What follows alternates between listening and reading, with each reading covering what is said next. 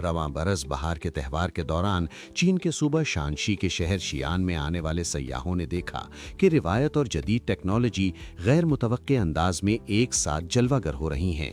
शायरी सुनाने वाले रोबोट से लेकर बगैर मल्ला सियाहती कश्तियों और शहर की सदियों पुरानी दीवार पर पहनने के काबिल मुआविन मशीनों एक्सोस्केलेटन तक यहाँ जदीद टेक्नोलॉजी नुमाया नजर आती है।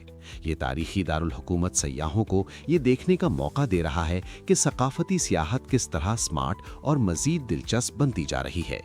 जदीद मस्नूई जहानत से लेस रोबोट्स के एक ग्रुप ने अहम सियाहती मकामात पर नमूदार होकर सयाहों को क्लासिकी चीनी शायरी पढ़ने के मुकाबलों में हिस्सा लेने का चैलेंज दिया।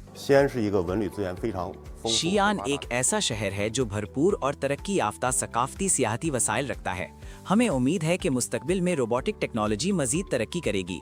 इस तरह सकाफती सियाहत की सनत के फरोग के मजीद इम्कानात पैदा होंगे और ये शोबा तरक्की की नई बुलंदियों तक पहुँचेगा। कुनमिंग झील के सियाहती मकाम पर बगैर मल्ला सैर तफरीह वाली कश्तियाँ मुतारिफ कराई गई हैं, जिनके जरिए सयाह खुद अपने सफर का रास्ता तय कर सकते हैं।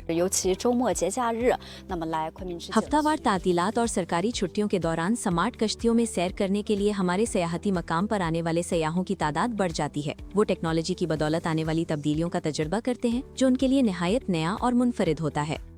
शियान शहर में एक एक्सोस्केलेटन मशीन भी मुतारिफ कराई गई है जो किराए पर दस्तयाब है। इस मशीन का मकसद 13.74 किलोमीटर लंबी कदीम दीवार पर चलने की थकन को कम करना है।